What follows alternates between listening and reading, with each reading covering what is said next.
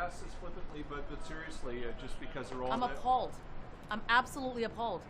I categorically reject anything that they have put out, and I think my record of serving Canada stands clear. I'm a cabinet minister that has been fully vetted by the security apparatus of that do that for cabinet. So I categorically reject any of this, and it's irresponsible for people to be putting out there, insinuating, and slagging my personal reputation. But where's it all coming from? You're going to have to ask them. But I want to tell Canadians that I am a loyal Canadian. I serve my country. I serve my constituents, and that I hold dearly. And I work very hard every single day for the people of this country, and to and to make life a little bit better for people every day. Thanks, Chris. Thanks. Ms. Mendes and Mr. Osasi coming out and asking now for a secret ballot.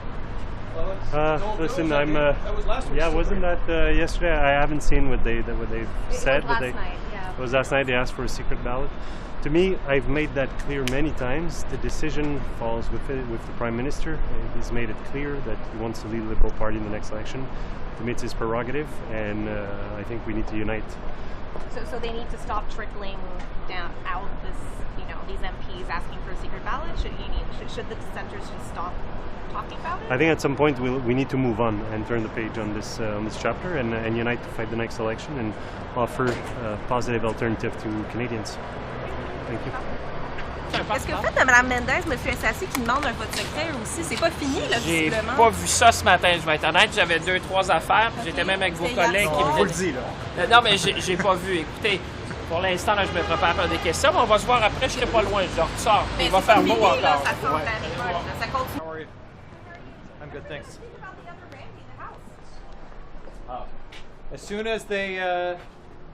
As soon as Justin Trudeau's ready to end the cover-up of this $400 million scandal involving their green slush fund, turn the documents over to the RCMP, then we can of course get on to the next Liberal scandal. But this is of course exceptional.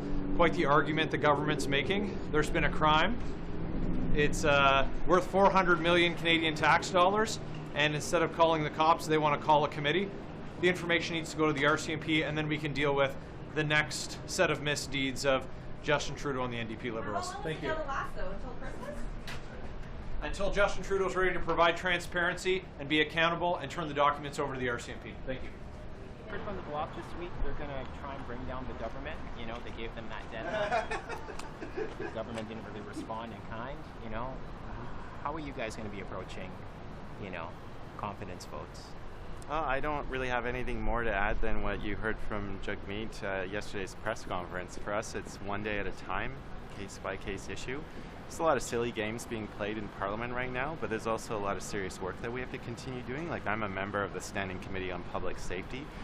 We're in the thick of looking at India's very serious criminal activity in Canada right now, which not only has involved murder and extortion, but it has also infiltrated our political process right now. So all of that's going on right now. So we're not going to let ourselves be distracted by the silly games that are going on in the House. For us, one day at a time, case-by-case issue. Is that key for you, just kind of resolving the whole questions of foreign interference before we go to an election? Is that key for you?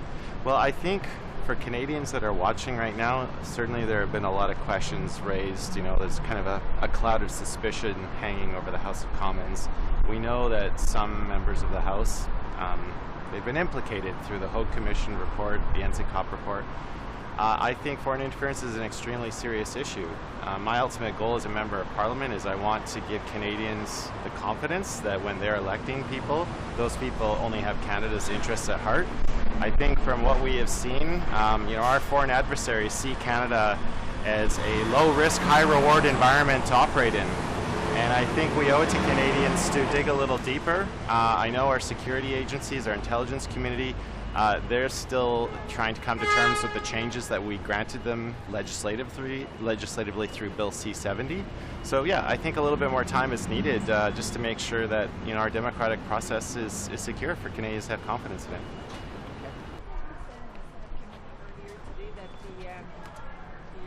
supply management lobby is like the NRA in the United States. It's that strong. What do you think of this? Well, I obviously disagree. I think that the supply managed sector, like every sector in our economy, has the opportunity and should have the opportunity to, to give good testimony to whether it's the House of Commons or the Senate. But on supply management, we've been really clear as a government. We have passed it in the House of Commons has passed this legislation. I respect the work that the Senate has to do, and this is important work that they do. But I've also urged the Senate to put a top priority to this, and they have been doing that. So we'll make sure that they keep doing this really important work. But from the government side, I've been clear. The government has been clear. We are protecting the supply managed sector from future trade agreements. But do you support it because you're influenced by the law? I support it because it has been passed in the House of Commons and it has been done so many, many months ago. And our government has been very clear. The Prime Minister has been clear. I've been clear. The Agriculture Minister has been clear. It's a really important sector to the Canadian economy. I'm negotiating trade agreements now with different parts of the world, and we can do that without including supply management in it. So thanks so much. J'ai écouté le témoignage de John Manley au comité du Sénat qui étudie le projet de loi C-282, qui a comparé le lobby agricole à la NRA aux États-Unis. Est-ce que le gouvernement soutient la gestion de l'offre parce que le lobby est trop puissant? Non, je trouve ça choquant. Franchement, je trouve ça choquant. À travers le Canada, mais particulièrement au Québec, puis en Atlantique, en Ontario et ailleurs, le système de la gestion de l'offre, ça a été mis en place il y a déjà plusieurs années pour s'assurer d'un côté la sécurité alimentaire. On sait quand même, en tout ce qui est volaille, œufs, lait, c'est important. À un juste prix, s'assurer que nos producteurs soient payés à un juste prix aussi. Et pour moi, là, un des enjeux super importants, c'est l'occupation du territoire. Si du jour au lendemain, on abolissait le système de la gestion de l'offre, il y a beaucoup de villages à travers le Québec qui mourraient. Et c'est une question de très, très, très importante au niveau de la sécurité alimentaire, mais aussi de l'occupation de notre territoire. OK. Bon, mais merci. Merci.